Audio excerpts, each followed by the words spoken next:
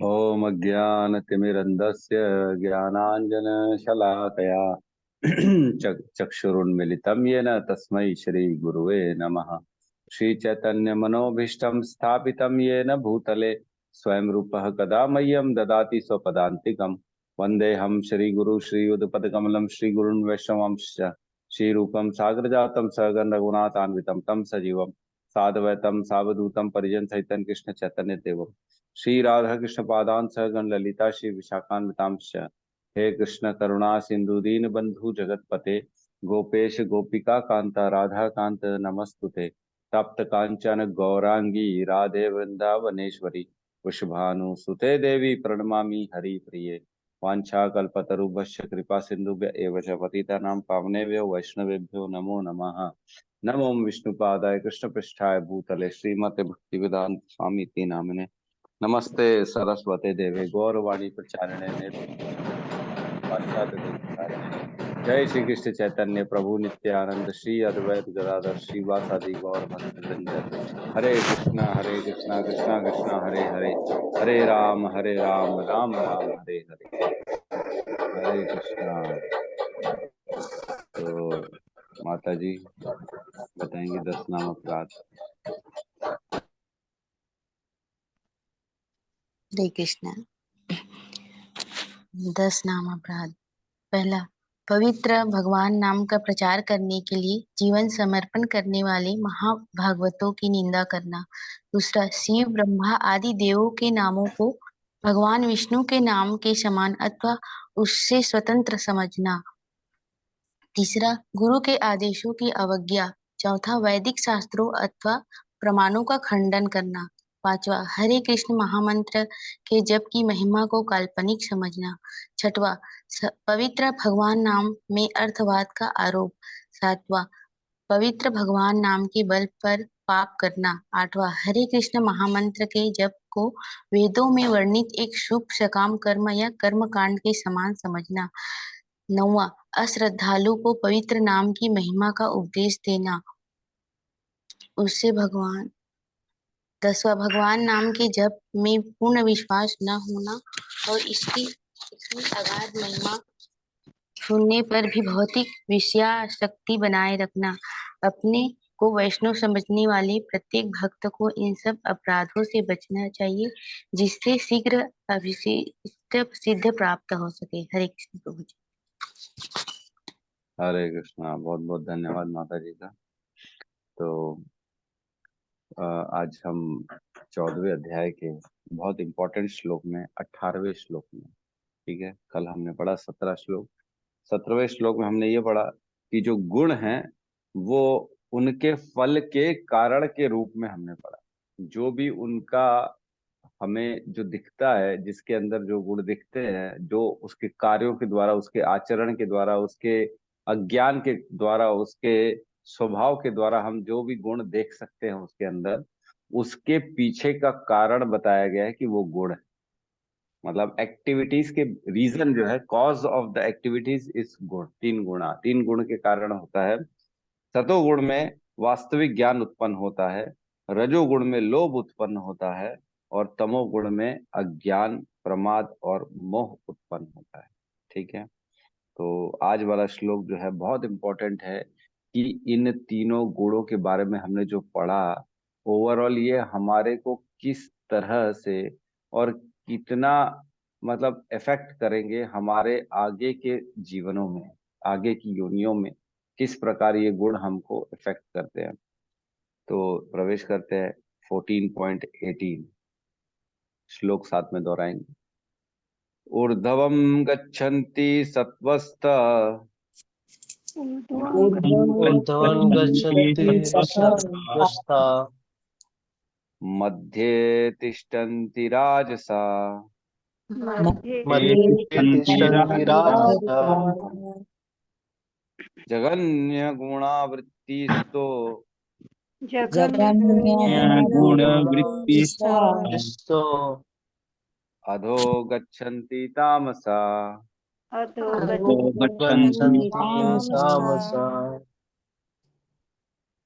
ऊर्ध्वं गच्छन्ति सत्त्वस्ता ऊर्ध्वं ऊर्ध्वं गच्छन्ति गच्छन्ति सत्त्वस्ता सत्त्वस्ता मध्ये तिष्ठन्ति राजसा मध्ये तिष्ठन्ति तिष्ठन्ति राजसः राजसः जघन्यगुणवृत्तिस्था जघन्यगुणवृत्तिस्था जघन्यगुणवृत्तिस्था अधो गच्छन्ति तामसा तो अधो गच्छन्ति गच्छन्ति तामसः। तामसः।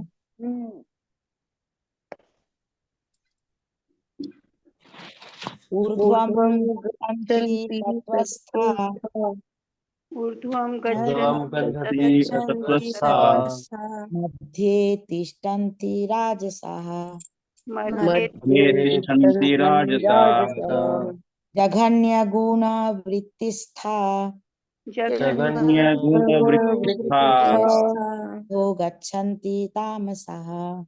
अधो गच्छन्ति तामसः। तामसा हरे कृष्ण। अनुवाद। सतोगुणी व्यक्ति क्रमशः ऊपर उच्च लोकों को जाते हैं, रजोगुणी इसी पृथ्वी लोक में रह जाते हैं, और जो अत्यंत गर्हित तमोगुण में स्थित हैं वे नीचे नरक लोकों में जाते हैं। ठीक है, तो एक बार हम श्लोक को देख लेते हैं। ऊर्ध्वम गच्छन्ति सत्वस्था। ऊर्ध्वम मतलब ऊपर, है ना। ऊपर मीन्स ऊपर के लोकों की बात चल रही है यहाँ पे, जो हमारे पृथ्वी के ऊपर है। 6 लोग पृथ्वी के ऊपर है, 7 लोग पृथ्वी के नीचे हैं। तो पृथ्वी के जो ऊपर हैं वो है पितृलोक, स्वर्ग लोक, महर लोक, जन लोक, तप लोक और ब्रह्म लोक। ये लोग ऊपर के लोग हैं, और इनमें जो होती है प्योरिटी वाले जो होते हैं वो लोग जाते हैं, जिन्होंने भी अच्छे काम किए हैं, पुण्य किए हैं, तपस्याएं की हैं, भक्ति की है, वही ऊपर जाते हैं। जो सतोगुण में रहते हैं, क्योंकि सतोगुण में ज्ञान मिलता है, ज्ञान से आदमी पाप नहीं करता और अच्छे कर्म करता है, इसलिए वो ऊपर के लोकों में जाते हैं और वहां अपनी योनियां प्राप्त करते हैं। मध्य तिष्ठन्ति राजसः।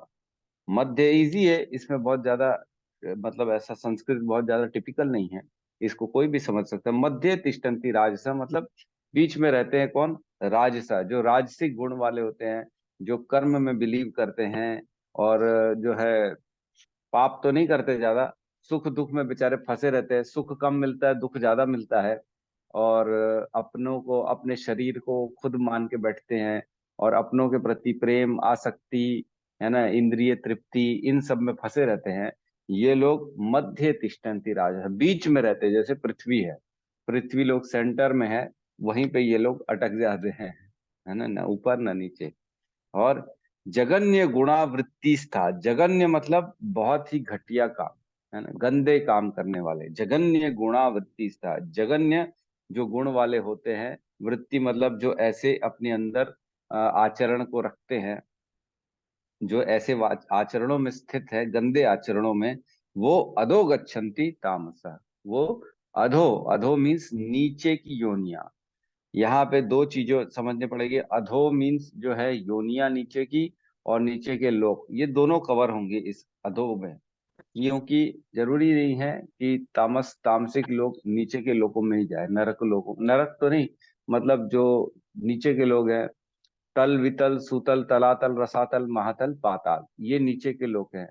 इनमें योनियां प्राप्त हो सकती हैं, अदरवाइज इनको पृथ्वी में ही रहते रहते नीचे की योनियां मीन्स पशु पक्षी कीट पतंगे, ये वाली योनियां प्राप्त हो सकती है। डिपेंड्स ऑन देयर जो इच्छाएं हैं, कर्म हैं, अंत काल की क्या इच्छा है, ये सारी चीजों का एक कॉम्बिनेशन जो होता है ना, वो फाइनली डिसाइड करता है कि ये कहाँ पे जाएंगे। क्योंकि हमने पहले 8वें अध्याय में पढ़ा है, 8.5 और 6 में भगवान ने 2 श्लोक बताए, जिसमें बताया अंत काले च मामे विस्मरण मुक्त्वा कलेवरम यह प्रयाति स मद्भावम याति नस्ति अन्न सहज। मतलब जो अंत काल में मेरा स्मरण करता है वो मेरे लोक में जाएगा, इसमें कोई भी संशय नहीं है, हे अर्जुन। और सेकंड श्लोक में कहते हैं यम यम वापि स्मरण भावम तजन्ते कलेवरम तम तम एवेति कौंतु सदा तद भाव भावितः। मतलब जो भी उसने अपना स्मरण किया है अंत काल में, हे अर्जुन, वो उसी योनि को प्राप्त होगा, है ना, इसमें कोई भी डाउट नहीं है। यम यम वापी स्मरण भावम तजन्ते कलेवरम तम तम एव एति कौंतुए सदा तद भाव भावित। हर एक किसी के साथ ऐसा ही होता है, अंत काल का स्मरण वही तुम्हारे को अगली योनि में खींच के लेके जाएगा। अब बताइए, वो भी अगर श्लोक पढ़ें, ये भी श्लोक पढ़ें, तो अंत काल तो स्मरण करेगा ही करेगा, लेकिन अंत काल का स्मरण आपको ऊपर लेके जाएगा कि नीचे लेके जाएगा, ये तो आपके गुण ही बताएंगे, है ना। अंत काल में अगर आपने कुत्ते का स्मरण किया है ना, लेकिन जो है ना आपके अच्छे कर्म नहीं है, तमोगुणी में रहते थे, तो हो सकता है इसी जीवन में इसी पृथ्वी में कुत्ते का आपको, मतलब आपको नहीं, किसी को भी किसी को भी योनि मिल जाए। लेकिन उसने कुछ और ही स्मरण किया, कुछ भी स्मरण नहीं किया, तो हो सकता है फिर वही तमोगुणी व्यक्ति नीचे के लोकों में चला जाए, है ना। तो स्मरण भी इम्पोर्टेंट है, गुण भी इम्पोर्टेंट है, पूरे जीवन के कर्म भी इम्पोर्टेंट है, वृत्तियां, आपकी वृत्ति क्या है, आपकी इच्छाएं क्या है। बेसिकली देखो, ऐसा होता है कोई भी व्यक्ति में एक गुण की प्रधानता होती है, हमने पहले भी चर्चा की है। एक गुण की प्रधानता, तो जरूरी नहीं है कोई सतोगुण में है तो उसके अंदर तमोगुण और रजोगुण नहीं होगा, ऐसा तो नहीं होगा। मिक्सचर होता है सब में, क्योंकि इस ब्रह्मांड में ऐसा कोई भी लोक नहीं है जिसमें तीनों गुण ना हो। तीनों गुण ब्रह्म लोक में भी है, वहां पे भी रजोगुण और तमोगुण की मात्रा है, लेकिन बड़ी लेश मात्रा है, बहुत कम है वहां पे। तो हमने देखा है ब्रह्मा जी को भी एक बार जो है ना रजोगुण आ गया था, अपनी पुत्री सरस्वती को देख के मोहित हो गए थे, है ना। तो हम देखते हैं कि कहीं पे भी किसी के भी अंदर तीनों गुण रहते हैं। लेकिन अब आप कहेंगे कि तीनों गुण तो रहते हैं प्रभु जी, फिर सतोगुण में उद्धव है, रजोगुण में मध्य है, और तमोगुण में अपना अधोगच्छन्ति तामस, तो उसमें तो तीनों गुण है। तो तीनों गुण की प्रधानता को देखा जाएगा, है ना। ऐसा नहीं है कि हमारे अंदर रजोगुण नहीं है, तमोगुण नहीं है, सतोगुण नहीं है, तीनों गुण हैं हमारे अंदर, लेकिन जिसमें वो प्रधानता हो, जो जिस भी गुण ने दूसरे गुणों को दबा के रखा हो। हमने पढ़ा था पहले श्लोकों में, तीनों गुणों में रेस चलती रहती है, तीनों गुण एक दूसरे के आगे बढ़ने की कोशिश करते हैं। कभी सत्व ऊपर चले जाता है, रजो तमो नीचे चला जाता है, कभी रजो ऊपर चले जाता है, सतो तमो नीचे आ जाता है, कभी तमो ऊपर चले जाता है और सतो रजो नीचे आ जाता है। ये हमने पहले ही शुरू में ही पढ़ लिया था। तो जो भी ऊपर रहेगा उसी के हिसाब से उसकी गति तय की जाएगी, है ना। मतलब ये ऐसा नहीं है कि सतोगुण में रहना है हमको, है ना। ये भी बहुत समझने की बात है कि सतोगुण में रहने के बेनिफिट तो हैं, लेकिन सतोगुण भी बंधन का कारण है ना। ये समझना जरूरी है कि सतोगुण में रहेंगे तो भी इस संसार में फंसे रहेंगे। सतोगुण भी हमारे को बाहर निकालने में सक्षम नहीं है। तो सतोगुण में रहने के लिए क्यों बोलते प्रभु जी? सतोगुण में इसलिए रहने के लिए बोलते हैं ताकि सतोगुण में रहेंगे तो ज्ञान मिलेगा सतोगुण से, और उस ज्ञान के माध्यम से हम अपने आप को शुद्ध सत्व तक ले जा सकते हैं। क्योंकि जो समझने की कैपेसिटी होती है वो सतोगुण में रहती है, तमो और रजोगुण में समझ भी नहीं आएगा। हमको किसी को समझ में नहीं आएगा कि करना क्या है, लेकिन सतोगुण में एटलीस्ट समझ में आएगा, हम सब में समझ में है। अच्छा, एक बात बताइए, क्या आप सबको ये नहीं मालूम है कि मैं भगवान की शुद्ध भक्ति करूंगा या करूंगी तो इस जन्म मृत्यु के चक्र से बाहर निकल जाऊंगा? सबको इतना तो अंडरस्टैंडिंग है, इतना तो हम सब समझ गए हैं कि मैं जितना भक्ति करूंगा उतना मेरा उन्नत होगा, और मैं उतना उतना इस संसार, इस भौतिक संसार को छोड़ के आध्यात्मिक जगत में जाने के लायक बनूंगा। इतना हम सब जानते हैं ना। इसमें किसी का कोई डाउट है तो हैंड रेस कर सकता है।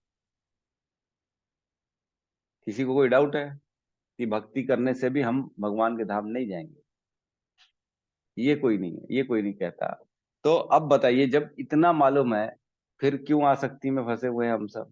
क्या हम आसक्ति में फंसे हुए नहीं हैं? जब सबको मालूम है यही मेरा जीवन है, मनुष्य जीवन, और इसी जीवन में मेरे को भगवान की भक्ति करके निकलने का मेरे पास एकमात्र चांस है, ये सबको मालूम है, this is the last chance, this is the only one chance to exit from this chakravyuh of repeated birth and death, है ना। रिपीटेड बर्थ और डेथ के चक्रव्यूह से निकलने का ये आखिरी स्वर्णिम सुंदर मौका हम सबके हाथ में है, ये सबको मालूम है। तो भी क्या हम अपनी आसक्तियों में फंसे हुए नहीं हैं? फंसे हुए हैं, छूटती नहीं है, मन पे काबू नहीं हो पाता, इंद्रियों पे वश नहीं चल पाता। क्यों नहीं चल पाता? क्योंकि हम अभी भी गुण में बंधे हुए हैं, है ना। बड़ा इंपॉर्टेंट है समझना कि ये गुण ही हमको बांध के रखा है, जो हमको समझने के बाद भी हमारी जो हमको ऐसा लगता है जो बेस्ट है कार्य, वो करने नहीं दे रहा है ना। जैसे हमारे प्रहलाद महाराज कहते हैं, कौमरम आचरित प्रज्ञो धर्मान भागवतनी, बचपन से ही धर्म के कार्य में लग जाना चाहिए, है ना। सुदुर्लभ मनुष्य जन्मम तदपि ध्रुवम अर्थदम, ये मनुष्य जन्म सुदुर्लभ है, लेकिन इससे अर्थ निकल सकता है। अर्थ, एक होता है अर्थ और एक होता है व्यर्थ, ठीक है। एक व्यर्थ होता है और एक होता है अर्थ। व्यर्थ है, व्यर्थ हो जाएगा जीवन अगर भक्ति में नहीं लगेंगे, लेकिन भक्ति में लगेंगे तो अर्थ हो जाएगा जीवन, जीवन का एक उद्देश्य है वो प्राप्त हो जाएगा, है ना। तो बेसिकली हमारे को गुण बांधे। अब मेरे को लगता है सबको थोड़ा थोड़ा समझ में आ जाएगा, हाँ यार, मैं चाहते हुए भी काम नहीं करता हूँ, मैं चाहते हुए भी बाहर का खा लेता हूँ, कि मेरे को नहीं खाना चाहिए, मालूम है प्रसाद ग्रहण करना है, तो भी मैं बाहर का खाता हूँ। प्याज लहसुन छूट नहीं रहा है मेरे से, और मैं समझ तो रहा हूँ कि छोड़ना चाहिए, लेकिन छूट नहीं रहा है। किसी का गुटखा तंबाकू नहीं छूट रहा, किसी का क्रोध नहीं छूट रहा, किसी का मोह नहीं छूट रहा, अपना अपनों के मोह, बच्चों का, इसका अपने माता पिता का मोह नहीं छूट रहा। क्यों नहीं छूट रहा? क्योंकि हम गुण में बंधे हुए हैं। अपना खुद का विश्लेषण करेंगे तो आंसर मिल जाएगा कि मैं खुद किस प्रकार कौन से गुण में बंधा हुआ हूं। अगर इंद्रिय तृप्ति का गुण है तो रजोगुण है, मोह है तो रजोगुण है, और अगर सपोज करो किसी से नॉनवेज नहीं छूट रहा है तो तमोगुण है, जल्दी उठ नहीं पा रहा है तो तमोगुण है। ये गुण ही है जो हमको बांध के रखे हुए हैं। हम जो चाहते हैं, जो समझ रहे हैं, जो ज्ञान है, उसको भी नहीं करने में असक्षम है, ठीक है। तो प्रवेश करते हैं तात्पर्य में। तात्पर्य शील प्रभुपाद की जय। इस श्लोक में तीनों गुणों के कर्मों के फल को स्पष्ट रूप से बताया गया है। ऊपर के लोकों या स्वर्ग लोकों में प्रत्येक व्यक्ति अत्यंत उन्नत होता है। जीवों में जिस मात्रा में सतोगुण का विकास होता है, उसी के अनुसार उसे विभिन्न स्वर्ग लोकों में भेजा जाता है। तो आपको मैं बता दूं, विभिन्न स्वर्गलोक मतलब एक स्वर्गलोक नहीं, बहुत सारे स्वर्गलोक हैं। सूर्य लोक भी स्वर्गलोक का पार्ट है, चंद्र लोक भी स्वर्गलोक का पार्ट है।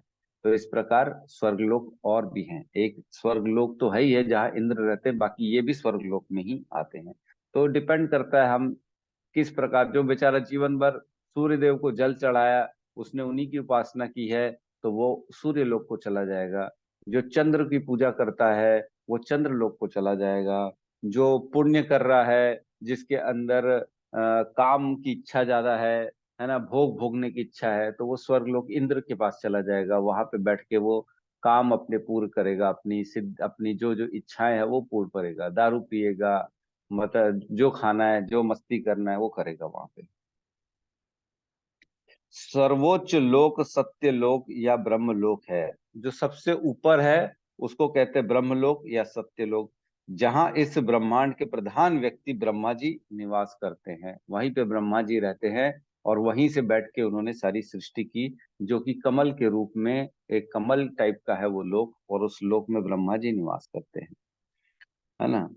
हम पहले ही देख चुके हैं कि ब्रह्मलोक में जिस प्रकार जीवन की आश्चर्यजनक परिस्थितियां हैं, उसका अनुमान करना कठिन है। तो ब्रह्मलोक में हमने बताया कि वहां का एक दिन और यहाँ का कितना बड़ा समय होता है। वहां पे एक दिन में 14 मनुओं की रचना करते हैं ब्रह्मा जी। 14 मनुओं में, हर एक मनु में 71 चतुर्युग होते हैं। तो कितना बड़ा विशाल है वहां का एक दिन।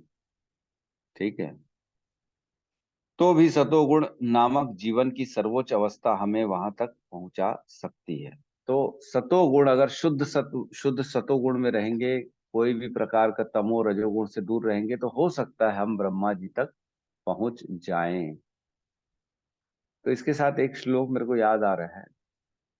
अब्रह्म भुवनान लोका पुनरावृतनो अर्जुन माम उपेत्य तु कौन्तुके पुनर्जन्म न विद्यते। 8.16-17 है मेरे ख्याल से, कौन सा श्लोक है मेरे को याद नहीं। ठीक है। तो वहां पे कहते हैं भगवान इस लोक में, हे अर्जुन, ब्रह्म लोक से लेके नीचे तक के लोकों में हर कहीं जन्म मृत्यु का चक्र चल रहा है अर्जुन। मतलब ब्रह्मा लोक में भी जाने के बाद ऐसा नहीं है कि हम फ्री हो जाएंगे, है ना। ऐसा नहीं है ब्रह्मा जी भी फ्री है, ये भी बता दे, ब्रह्मा जी को भी नीचे गिरना पड़ सकता है, उनकी भी मृत्यु होती है, उनका भी शरीर छूटता है। लेकिन ब्रह्मा जी जनरली, जनरली बोल रहा हूँ ना, श्योर शॉर्ट नहीं बोल रहा हूँ, जनरली वो भगवत धाम को जाते हैं जब उनका शरीर छूटता है, जनरली। 8.16, यस। तो जरूरी नहीं है वो भगवत धाम को जाए, लेकिन जनरली वो जाते, क्योंकि वो उन्होंने पूरा जीवन अपना भगवान की सेवा के लिए लगाया है।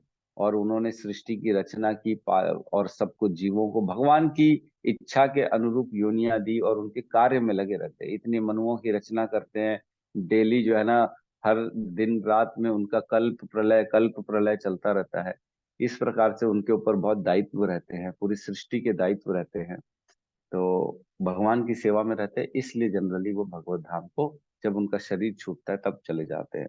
और जनरली जो भी ब्रह्मलोक में उनके साथ में और भी जितने लोग रहते हैं, वो भी ब्रह्मा जी का जब आयु खत्म होती है, जब सृष्टि ब्रह्मांड नष्ट होता है, उस समय वो भी सब के सब ब्रह्मा जी के साथ साथ भगवत धाम को चले जाते हैं, जनरली, है ना, जरूरी नहीं है।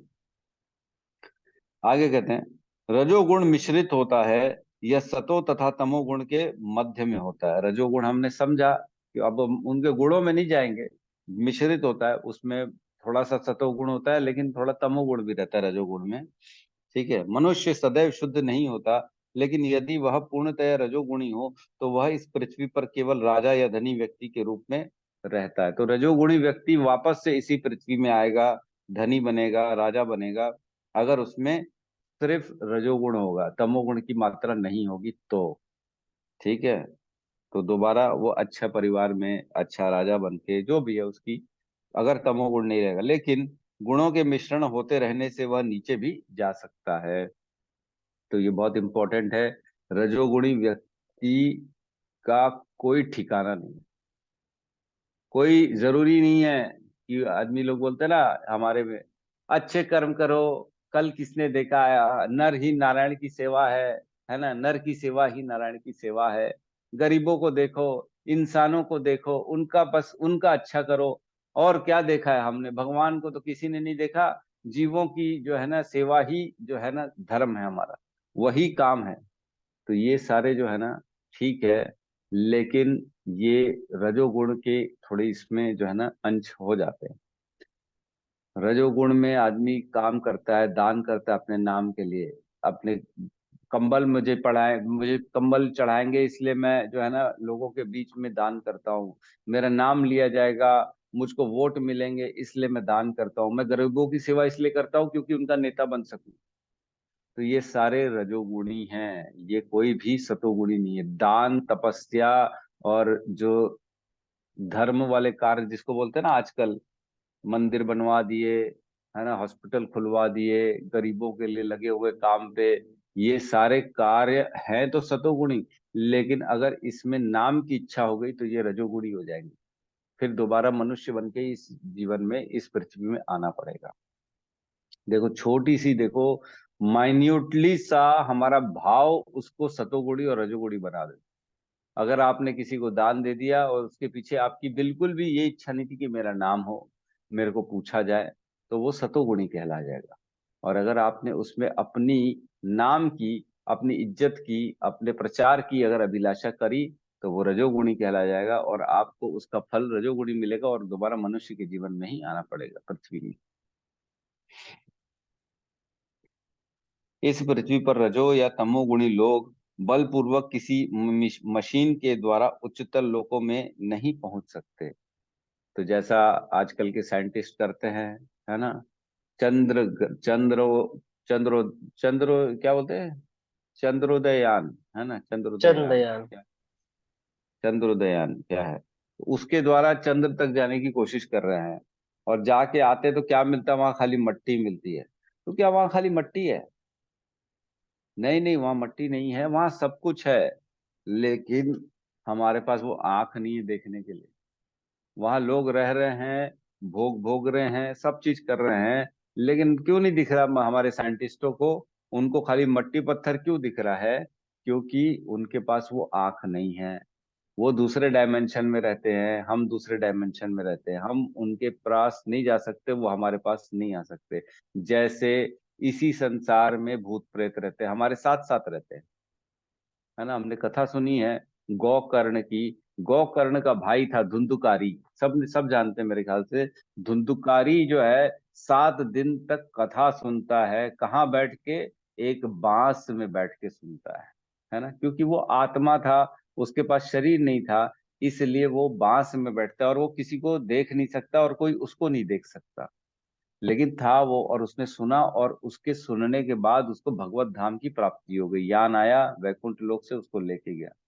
तो इसका मतलब वो इसी संसार में था लेकिन दूसरे शरीर में था। और वो शरीर, वो डायमेंशन अलग होता है हमारे डायमेंशन से। हम उनसे न मिल सकते, न बात कर सकते, न वो हमसे मिल सकते, न बात कर सकते, लेकिन रहते आजू बाजू में ही, हमारे आसपास ही रह रहे हैं। हो सकता है हमारे साथ कोई वीडियो भी हमारे बाजू में बैठ के भी सुन रहा हो किसी को, लेकिन पता नहीं पड़ेगा।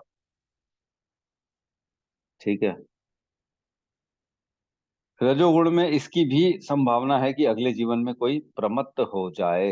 तो ये बहुत चांसेस है कि अगले जीवन में कहीं ना कहीं आपसे कोई गलती हो जाए और आप फिर नीचे गिर जाए। रजोगुणी व्यक्ति के साथ बहुत बहुत ये चांस है, गिरने के चांस बने रहते हैं, क्योंकि माया का चुंगल है चारों तरफ। तमोगुणी व्यक्ति लोग घूम रहे हैं, 99% लोग तमोगुणी हैं। 99 नहीं तो 90% तो होंगे ही होंगे तमोगुणी है, जो आपको खींचने में लगे हुए हैं तमोगुण में। यहाँ पर निम्नतम गुण तमोगुण को अत्यंत गर्हित जघन्य कहा गया है। अज्ञानता तमोगुण विकसित करने का परिणाम अत्यंत भयावह होता है। तो हम पढ़ चुके हैं, अज्ञान के कारण होता है तमोगुण, क्योंकि वास्तविक चीजों को वो देख नहीं पाता कि वाकई में मैं कर क्या रहा हूँ। नॉनवेज खाएगा तो उसको ये नहीं मालूम है कि कल मेरे को मरना पड़ेगा, इनको मैं, ये भी जीव है, मैंने इनकी हत्या कर दी है, मेरी भी एक दिन अब ऐसी ही हत्या होगी। दूसरों का दर्द नहीं समझ सकता, दूसरों के प्रति दया का भावना नहीं है उसके पास। वो ये नहीं जानता कि मैं एक शरीर नहीं हूँ, आत्मा हूँ। अपने आप को बस स्व मान के बैठा रहता है, अपनी इंद्रिय तृप्ति के लिए लगा रहता है, पागलपन रहता है, कुछ भी खाता है, कुछ भी पीता है, कुछ नहीं सोचता वो, है ना। यह प्रकृति का निम्नतम गुण है। मनुष्य योनि से नीचे पक्षियों, पशुओं, सरीसृपों, वृक्षों आदि की 80 लाख योनियां हैं, और तमोगुण के विकास के अनुसार ही लोगों को ये अधम योनियां प्राप्त होती रहती। देखो कितना कितना बड़ा, मतलब विशाल है तमोगुण का स्कोप। स्कोप बोलेंगे ना, जैसे बोलते ना कोई नया धंधा करो, अरे बहुत स्कोप है इसमें, आप वहां जाओ, इतना इतना वैरायटी मिलेगा प्रभु जी, उस दुकान में जाओ, इतना स्कोप है, वहां पे सब कुछ मिलेगा, आपको जैसी इच्छा हो वैसा आपके लिए पोशाक रेडी है। Kurta pajama pant shirt dhoti half pant full pant T shirt, सब कुछ मिलेगा। ऊंचा नीचा कलरफुल व्हाइट ब्लैक जो भी है सब मिलता है, एक दुकान है प्रभु जी, बहुत बड़ी दुकान। तो वैसी तमोगुण है, बहुत बड़ा विशाल है। जो आपने सोचा, 80 लाख प्रकार की योनियां रखी गई है। जैसे आपने विचार की, जैसे आपने इच्छा की, वो योनि आपको फटाक से निकाल के दे दी जाएगी। रखो प्रभु जी, आपकी इच्छा अनुसार ये योनि आपके लिए, आपके लिए स्वर सर्प की योनि एकदम सूट कर रही है। जैसे आपने इच्छा की, अब आप सांप बनिए जाइए। आपने पक्षी की इच्छा की, अब आपके लिए चिड़िया है। चिड़िया में भी एक चिड़िया नहीं है, करीब लाखों चिड़िया हैं, छोटी मोटी बड़ी, ऊपर उड़ने वाली, नीचे उड़ने वाली, कम उड़ने वाली, खाना वाली, बैठने वाली, सब सब टाइप की है, हर चीज में पूरी वैरायटी है। तो 80 लाख जो योनियां हैं, वो सारी की सारी तमोगुणी योनियां हैं। ये बहुत इंपॉर्टेंट है समझना हमारे को। ठीक है। मनुष्य योनि से नीचे 80 लाख योनियां, और तमोगुण के विकास के अनुसार ही लोगों को ये अधम योनियां प्राप्त होती है। तो जैसा जैसा हमारा गुण होगा वैसा वैसा, जैसा जैसा तमोगुण होगा वैसा वैसा उस 80 लाख योनियों में से एक योनि हमको प्राप्त हो जाएगी। यहाँ पर तमसा शब्द अत्यंत सार्थक है। यहाँ उनका सूचक है जो उच्चतर गुणों तक ऊपर न उठकर निरंतर तमोगुण में भी बने रहते हैं, उनका भविष्य अत्यंत अंधकारमय हो जाता है। प्रभुपाद ने लिखा है अत्यंत अंधकारमय हो जाता है उनका भविष्य। ये लाइन को अगर हम अच्छे से समझेंगे तो हमारे चेतना ऊपर उठेगी, है ना। हम इसको समझ पाएंगे कि कितनी बुरे, मतलब चुंगल में फंसने वाला काम है तमोगुण का संग करना। तमोगुण में रहेंगे तो भविष्य अंधकार में हो जाएगा। प्रभुपाद ने लिखा है भविष्य अंधकार में और अत्यंत अंधकार में हो जाएगा, मतलब लाखों करोड़ों अरबों अरबों योनियों तक उठने के चांस नहीं, है ना। प्रभुपाद बोल रहे अत्यंत अंधकार में हो जाएगा भविष्य, मतलब आप हम ये सोच भी नहीं सकते कि कितनी योनियों तक हमको फंसे रहना पड़ेगा। जब मैं ये सोचता हूँ, हम ये सोचते हैं सब समस्या, अब इतना तो जानते हैं कि ब्रह्मा जी के 50 वर्ष हो चुके हैं, है ना। ब्रह्मा जी के 50 वर्ष हो चुके हैं, मतलब हम ऑब्वियसली 50 ब्रह्मा जी के वर्षों से तो इसी ब्रह्मांड में है ना। इतना तो हम मानते ही हैं, कम से कम इतने में तो है ही है। उद्धार नहीं हुआ हमारा, मतलब यहाँ पे ही है, अलग अलग योनियों में रह रहे हैं। तो अलग अलग योनियों में 50 साल ब्रह्मा जी के जो है वो हमारे कितने साल हो गए। एक ब्रह्मा जी के दिन में 1000 चतुर्युगी होते हैं, है ना। और एक चतुर्युगी में 43,20,000 साल होते हैं, मतलब 43,20,000 साल इंटू 1000 जो है ना, ये तो ब्रह्मा जी का एक दिन है। और ऐसे ब्रह्मा जी के 360 दिन हैं, और ऐसे ब्रह्मा जी के 50 साल हो चुके हैं। इतने हम साल से यहाँ इसी ब्रह्मांड में हैं। क्या कोई ये इसको अनुमान लगाने की स्थिति में है कि कितने साल हो गए हमको इस ब्रह्मांड में। हम कितनी योनियां इतने सारे सालों में निकाल ली होंगी। अगर एवरेज 100 साल का भी एक योनि पकड़ लो, क्योंकि कुछ योनियां तो 5 दिन की भी होती हैं। मच्छर कीट पतंगे की योनियां 5 दिन की होती हैं। और एवरेज अगर हम 100 साल की भी पकड़ लेते हैं, क्योंकि पेड़ों की 1000 साल की भी योनि होती है, तो अगर एवरेज पकड़ ले 100 साल, तो कितनी योनियां हो गई हमारे को। बाप रे बाप, कई अरबों खरबों, उससे भी ज्यादा इतनी योनियां ऑलरेडी हो चुकी हैं। मतलब हम तमोगुण के शिकारी थे, इसलिए इतने सारे समय हमने निकाल दिया। अब ले दे के हमारे को मनुष्य योनि मिली है। अगर इसको सार्थक करना है तो फटाफट अपना गुण चेंज करें, सतोगुण में रहें, अदरवाइज फिर से दोबारा झटका मिलने के लिए तैयार रहना पड़ेगा। और बड़ी बात यह है कि याद कुछ भी नहीं रहता। सबसे बड़ी बात तो ये, याद कुछ नहीं रहता। हमारे दुख दर्द भी हमको याद नहीं रहते। इतनी सारी योनियों में क्या तकलीफें मिली थी वो याद ही नहीं रहती। अरे उतनी क्या, इसी योनि में इसी जीवन में हमारे को पहले 25 साल पहले जो तकलीफ हुई वो भी याद नहीं रहती, है ना। याद करना पड़ता है, प्रभु जी मेरा पैर तो टूटा था, लेकिन राइट टूटा था कि लेफ्ट टूटा था मेरे को याद नहीं यार। फ्रैक्चर लगा था मेरे को भी अच्छे से याद है। एक बार मैं स्कूल में था तो मेरा हाथ टूटा था। वो इसलिए याद है क्योंकि सीधा हाथ टूटा था, क्योंकि एग्जाम टाइम था, मैं लिख नहीं पा रहा था उस हाथ से, इसलिए याद है सीधा हाथ टूटा था। लेकिन याद नहीं रहता, जनरली भूल जाते हैं हम लोग कि क्या टूटा था, कौन सा पैर टूटा था, क्या टूटा था। वो हमारी स्मृति को जो है ना, भगवान धीरे धीरे धीरे धीरे काल शक्ति से उसको भुलाने की शक्ति है। काल में सब चीज खत्म कर देते हैं, भुला देते हैं। ठीक है, आगे बढ़ते हैं। तमोगुण और रजोगुणी लोगों के लिए सतोगुणी बनने का सुअवसर है, और यह कृष्ण भावनामृत विधि से मिल सकता है। लेकिन जो इस सुअवसर का लाभ नहीं उठाता वह निम्नतर गुणों में बना रहेगा। बहुत बहुत जो है ना, इम्पोर्टेंट लाइनें हैं ये श्लोक बहुत इम्पोर्टेंट है। हमारा लक्ष्य जो है सतोगुणी भी नहीं है, लेकिन सतोगुणी रहना पड़ेगा। हमारा लक्ष्य तो शुद्ध सत्व होना चाहिए कि हमको इन गुणों से बाहर निकलना है, क्योंकि सतोगुण भी बांधने का कार्य करता है।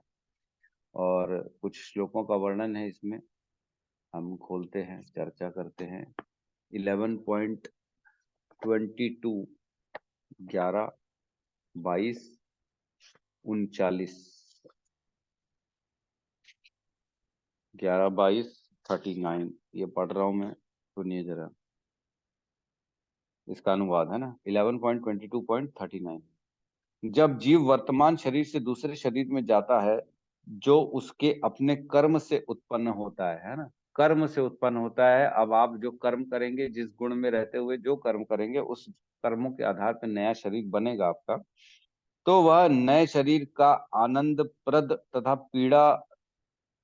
पीड़ादायक अनुभूतियों में लीन हो जाता है और पहले वाले शरीर के अनुभव को पूरी तरह भूल जाता है। यही चीज हम चर्चा कर रहे थे कि जब नए शरीर में स्थानांतरण होगा, देहांतरण होगा ना, तथा देहांतर प्राप्ति धीरज तत्रे नमो, यदि देहांतरण होगा मतलब आत्मा का दूसरे शरीर में प्रवेश होगा, तब क्या किया जाता है, अविद्या शक्ति से भगवान की अज्ञान की जो हमारे ऊपर आवृत्तियां हो जाती है, उससे क्या होता है, हम पिछले शरीर की पीड़ाओं को भूल जाते हैं और अपने नए शरीर को ही स्व मान लेते हैं, है ना। और कह रहे हैं इस तरह वह अपने पूर्व भौतिक पहचान को पूर्ण विस्मृति जो किसी न किसी तरह से उत्पन्न होती है, मृत्यु कहलाती है। जो पूर्ण विस्मृति हो जाती है हमको अपनी भौतिक पहचान की, इसी को ही मृत्यु कहा जाता है। अब थोड़ा सा समझ में आएगा कि मृत्यु क्या है, जन्म क्या है। मृत्यु सिर्फ और सिर्फ हमारी पूर्व जन्म की विस्मृतियां ही हैं। जो याद में है वो जीवन है, जो भूल चुके हैं वो मृत्यु है ना। मतलब हमको पिछला जन्म याद नहीं है, इसलिए वो पिछला जन्म मृत्यु है। और हम ये जन्म को याद कर सकते हैं, बचपन की चीजों को, जवानी की चीजों को, बुढ़ापे की चीजों को, जो भी जिस भी अवस्था में हमको याद है, वो चीजें खाली जीवन है, शरीर नहीं है। जीवन, जीवन शरीर से नहीं है, जीवन हमारी आत्मा से है। और सिर्फ वही है जहां तक हमारी चेतना पहुंच पा रही है, वही जीवन है बस।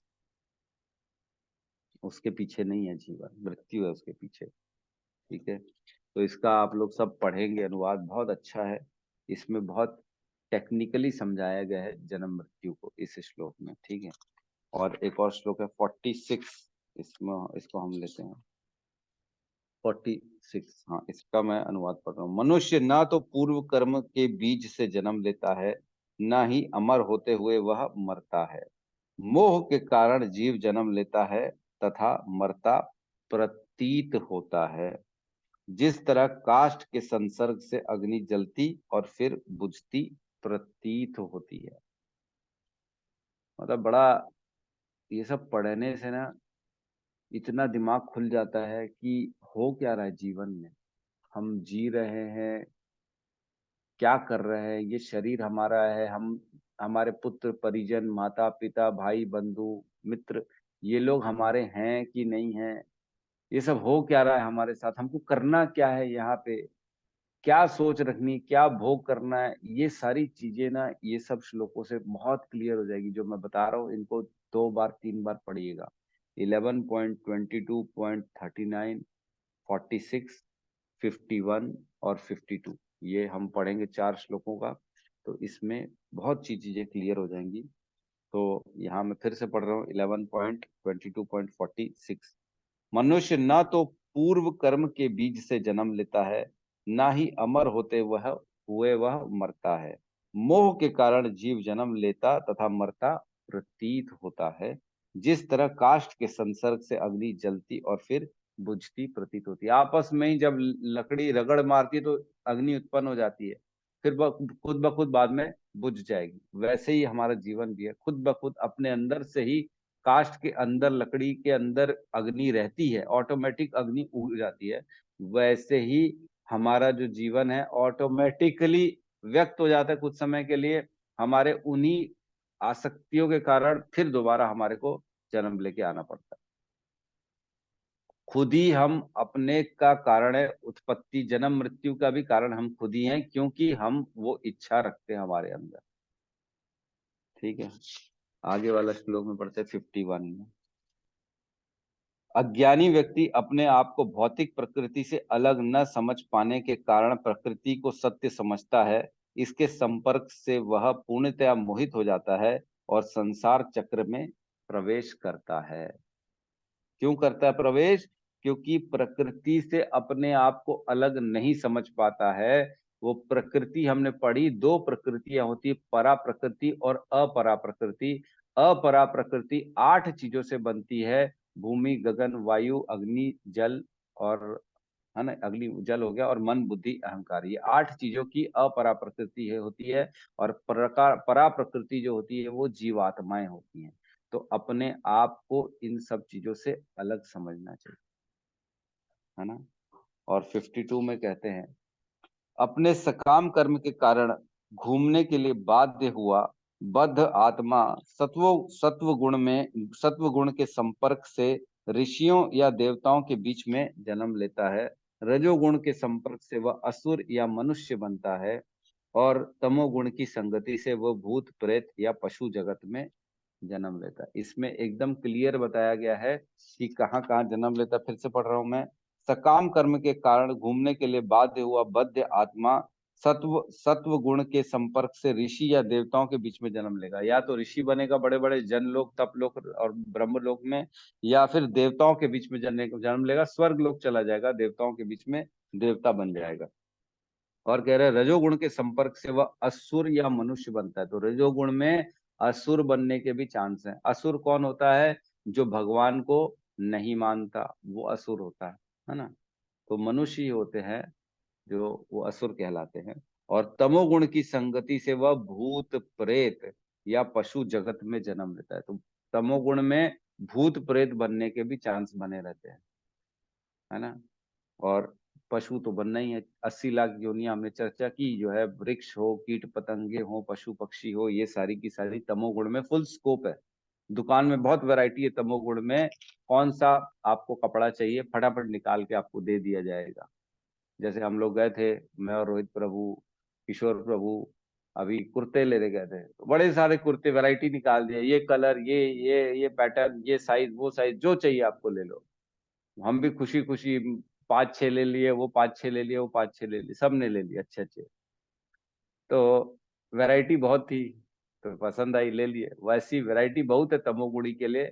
जो योनि चाहिए वो सब मिल जाएगी आपको, उड़ने वाली, रेंगने वाली, मांस खाने वाली, घास खाने वाली, छोटी मोटी बड़ी, लंबी, दौड़ने वाली, रेंगने वाली, सब टाइप की मिल जाएगी योनि। तो इस प्रकार हमारा अगला जीवन जो होता है वो हमारे गुणों के कारण डिसाइड होता है। ठीक है, किसी का कोई प्रश्न है तो हम ले सकते हैं।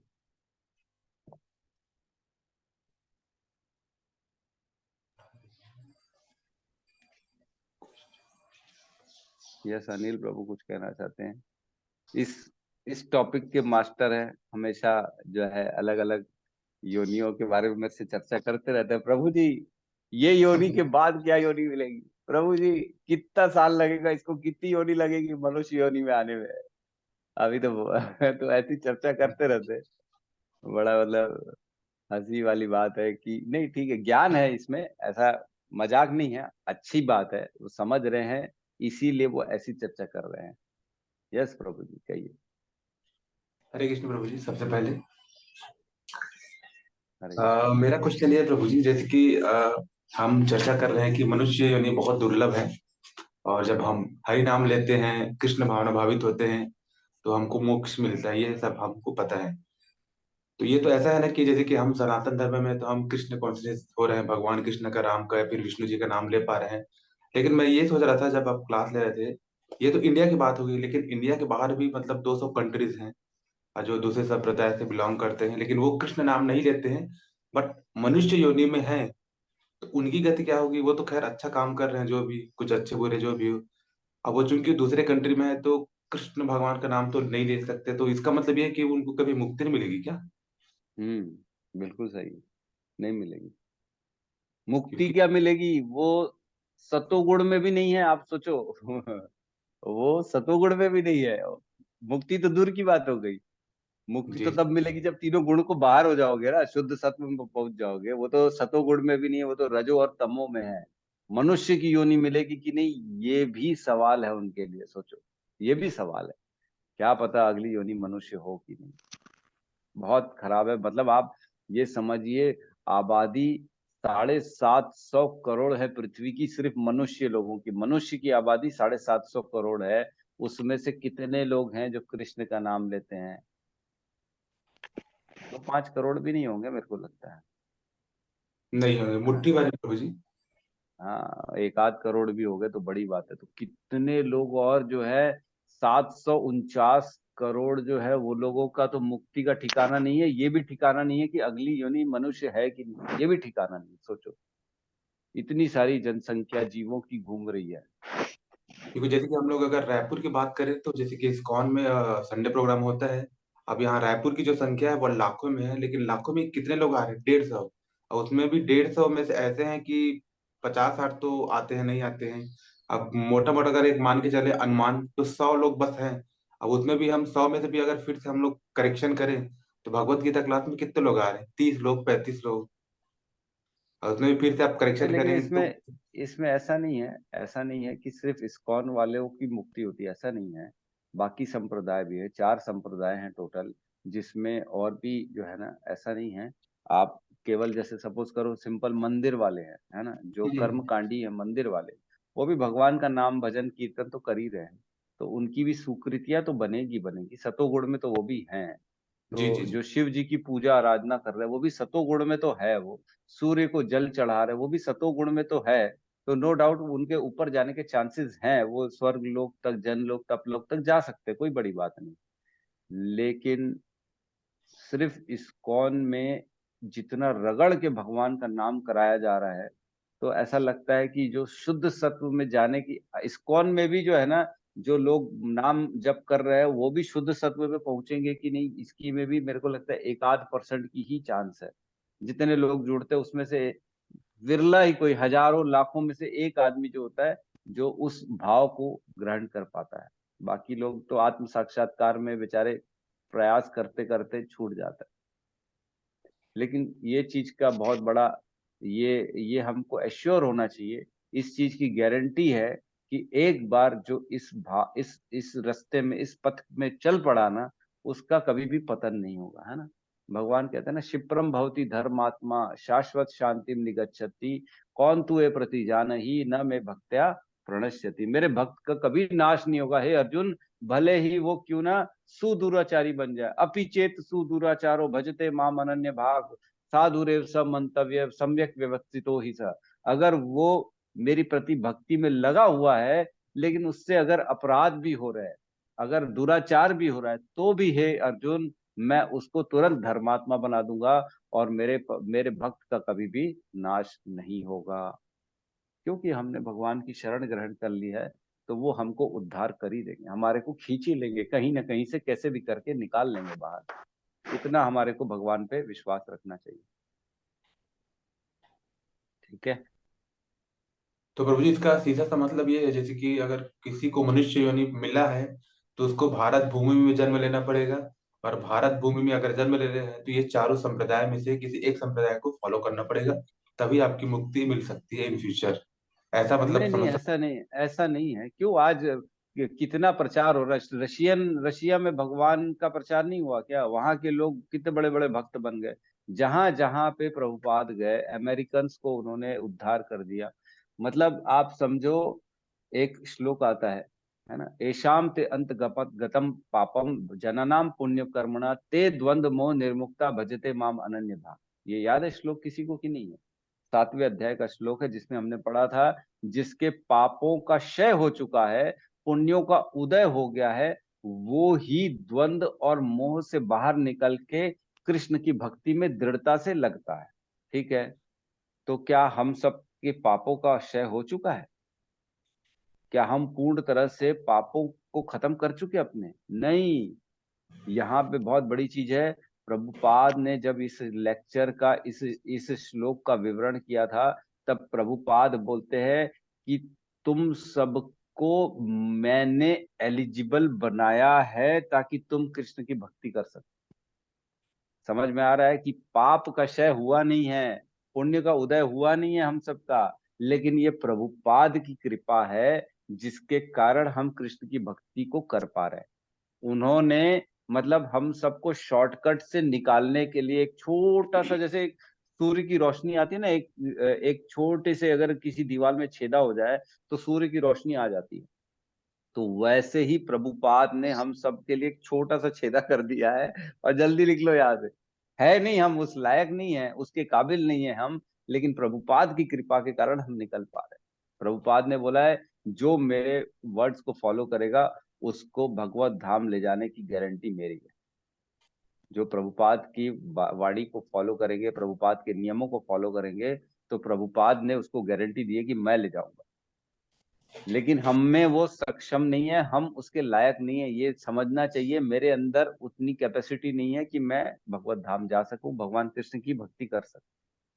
तो वैसे ही प्रभुपाद फॉरेन में भी गए, प्रचार किया, लोगों का उद्धार किया। तो जहां जहां हरि नाम चल रहा है बेसिकली वो सबका उद्धार हो जाएगा, वो सब के सब भगवत धाम जाने के जो है लायक हो जाएंगे। मतलब प्रभुपाद के कारण, उनकी कृपा के कारण हम जाने के लिए सक्षम है। आप जी प्रभु जी। ठीक है प्रभु जी। जी यस, अपूर्व प्रभु कुछ कहना चाहते हैं, कहिए प्रभु जी। प्रभु जी मेरा क्वेश्चन था अपूर्वा। प्रभु जी अपूर्वा माता जी, सॉरी।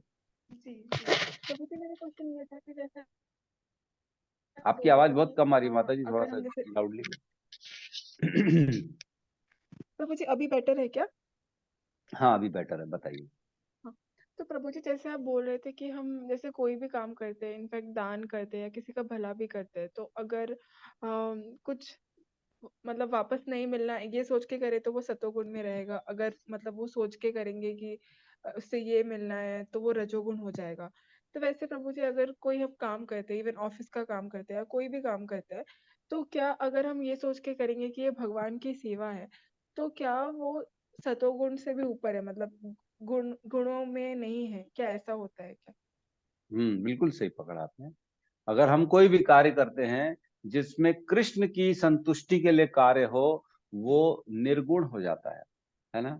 जैसे हम प्रसाद खा रहे हैं, भगवान का नाम ले रहे हैं, भगवान की सेवा कर रहे हैं, अगर हम ये सोच रहे हैं कि मेरा परिवार भी मेरा नहीं है, ये कृष्ण ने मेरे को दिया है, और ये कृष्ण की दी हुई जो जो मेरे परिजन है इनकी मैं कृष्ण जो कृष्ण ने दिया इसलिए मैं इनकी सेवा कर रहा हूँ, और जो मेरे कर्तव्य है उतना मैं करूंगा, और जो मैं कर पा रहा हूँ वो भी कृष्ण की कृपा के कारण कर पा रहा हूँ, तो ये सारा कार्य जो होता है ना, ये सतोगुण के भी ऊपर हो जाता है, तो ये निर्गुण हो जाता है। यही कार्य हमको शुद्ध सत्व तक खींच के ले जाएगा। ये मानसिकता ही हमको इन गुणों के चुंगल से बाहर निकाल सकती है कि हम अपने ऊपर कोई भी चीज का क्रेडिट ना लें। करने वाला मैं, खिलाने वाला मैं, पालने वाला मैं, देने वाला मैं, भरता भोगता मैं हूँ, ये अगर भाव आ जाएगा तो गुण में आ जाएंगे। अगर हम ये भाव रखेंगे कि सिर्फ कृष्ण के द्वारा सब कुछ चलाया जा रहा है, मैं हूँ चाहे मेरे अंदर की जो क्वालिटी है, भगवान भगवान कहते हैं बीजम माम सर्वभूतानाम वृद्धि पार्थ सनातनम बुद्धि बुद्धिमताम अस्मि तेज तेजस्वी नाम अहम।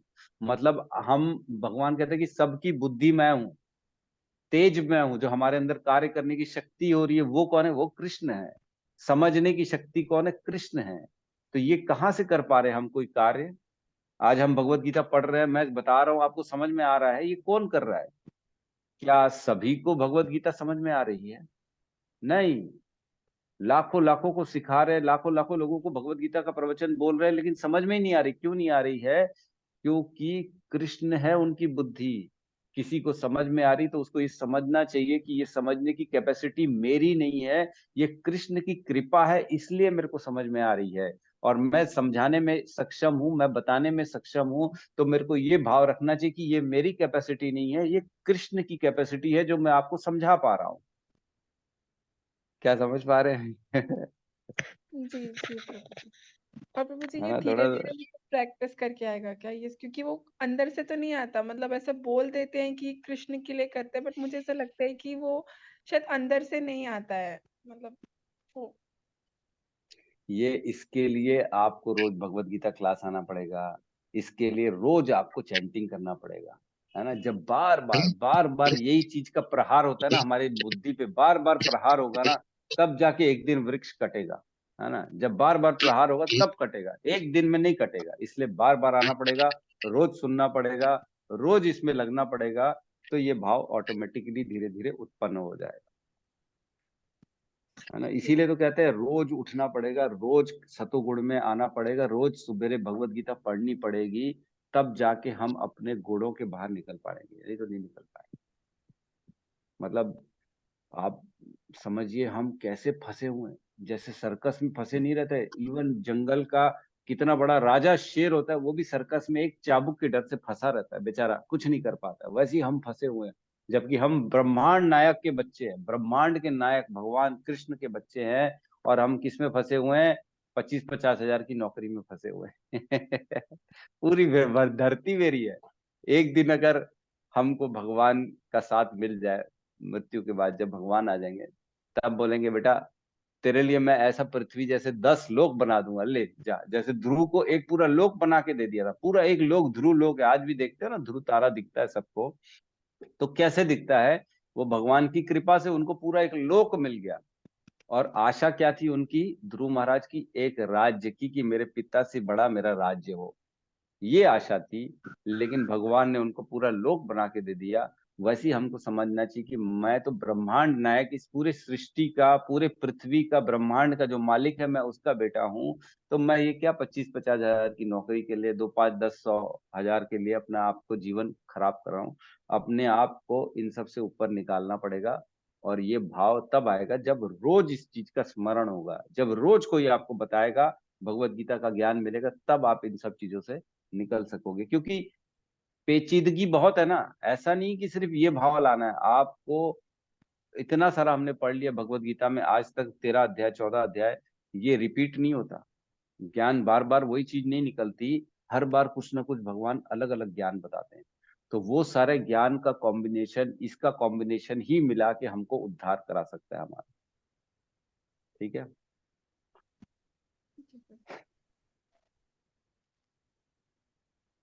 बहाव में क्या क्या निकल जाता है पता ही नहीं पड़ता। भगवान का वाकई में कई बार भगवत गीता में मैं सोचता हूँ कि मेरे को तो बहुत अफसोस होता है। मेरे को लगता है पता नहीं क्यों लोग नहीं पढ़ते भगवत गीता, क्यों नहीं पढ़ते। रोना आता है मेरे को, ऐसा लगता है कि कितने ज्यादा दुर्भाग्य है। लोग सोचते हैं कि मेरे को नौकरी नहीं मिली। उस दिन भी कोई बंदा मिला, बोले मैं बहुत डिप्रेशन में चले जाता हूँ, आईएएस की तैयारी, यूपीएससी की तैयारी कर रहा हूँ। बेस में मिला था, यूपीएससी की तैयारी कर रहा हूँ, डिप्रेशन में आ जाता हूँ, मेरे से याद नहीं हो रहा, मेरे को ये नहीं हो रहा, वो नहीं हो रहा, मैं कैसे आगे निकलूंगा, कैसे अपने एग्जाम्स को क्रैक कर पाऊंगा, कैसे मेरी उन्नति होगी। और मैं सोच रहा हूँ अंदर ही अंदर कि ये सब का कोई अर्थ नहीं है, कोई अर्थ नहीं है, जब तक आप अपने अंदर हृदय में कृष्ण को नहीं बसा लेते, जब तक उसका ज्ञान नहीं आ जाता। बाकी सारे ज्ञान व्यर्थ हैं। भौतिक ज्ञान कितने दिन काम आएंगे? आज लोगों की याददाश्त एक दिन में, चुटकी में चली जाती है। एक दिन में आज किसी को बीमारी हुई, कल भूल जाता है कि मैं कौन हूँ, मेरा नाम क्या है, मैं किसका बेटा हूँ, मैं क्या पढ़ा था, मैं मेरी क्या डेजिग्नेशन थी, मैंने क्या नौकरी में, मैं एक कलेक्टर था, मैं एक ये था, यूपीएससी क्लियर कर लिया, आईएएस हूं मैं। भूल जाएगा, उसको कुछ याद नहीं रहेगा। तो ये ज्ञान जो है ना, हमको सिर्फ 10, 20, 25 सालों के लिए मिलता है, वो भी खाली पैसे कमाने के लिए, अपने आप के लिए। लेकिन इस ज्ञान से कोई परमानेंट सॉल्यूशन नहीं मिलने वाला। परमानेंसी तो वो होती है जो मृत्यु के साथ भी साथ में रहे, हमेशा साथ में रहे। तो पहले, सबसे पहले हमारा काम होता है कि भगवान के प्रति जो हमारी जिम्मेदारी है उसको पूरा करना। सोना, खाना, पीना, काम करना, ये सब बाद की चीज है। सबसे पहले भगवान। अपने जीवन में जितना भगवान को हम ऊपर रखेंगे, उतना देखेंगे अपने अंदर का परिवर्तन, हम अपने आप को अपने आप से अलग महसूस करना चालू कर देंगे कि मैं ये शरीर नहीं हूं, मैं तो एक आत्मा हूं। ठीक है, लेक्चर तो चलता रह जाएगा, लेक्चर का नहीं है, समय हो चुका है इसलिए इसको यहाँ पे खत्म करना ही पड़ेगा। तो मैं आशा करता हूँ कि सबको आज का श्लोक समझ में आया होगा, और मैं ये आशा करता हूँ और ये मैं एक्सपेक्ट करता हूँ कि कल जो है ना, शुरू के 15-20 मिनट आधा घंटा हम इस पे चर्चा करें, है ना। और चर्चा तब होगी जब आप सब पढ़ेंगे, आप सबके डाउट्स निकलेंगे और आप सब अपने अपने रियलाइजेशंस निकालेंगे, तब चर्चा निकलेगी। नहीं तो चर्चा नहीं निकलती, खाली मेरे मुख से ही शब्द निकलते और तो कोई चर्चा नहीं होती। तो चर्चा ये होगी जब आप भी कुछ बोलेंगे और हम भी कुछ बोलेंगे, है ना। जब हम सुनेंगे, आप बोलेंगे, तब चर्चा होगी, ना कि सिर्फ हम बोलेंगे और आप सुनेंगे, वो चर्चा नहीं होती है। तो कल चर्चा करते हैं, कोशिश करते हैं इसको और समझने की, नहीं तो हम आगे के श्लोक पढ़ लेंगे, कोई दिक्कत नहीं। ठीक है, बहुत बहुत धन्यवाद सबका। हम जो है महामंत्र बोल के श्लोक इस क्लास को क्लोज करते हैं। ठीक, हरे कृष्णा हरे हरे कृष्णा कृष्णा हरे कृष्णा कृष्णा कृष्णा कृष्णा कृष्णा हरे हरे हरे हरे, हरे हरे राम राम राम राम हरे राम हरे। हरे हरे। सभी सभी भक्तों भक्त वृंद की जय। जय जगत गुरु जगत श्रील गुरु श्री प्रभुपाद की भगवाद जय। की निताई गौर प्रेमानंदे। हरि हरि हरि हरि बोल। बोल। हरि हरि हरि बोल। हरि हरि। हरी बोल। हरि बोल।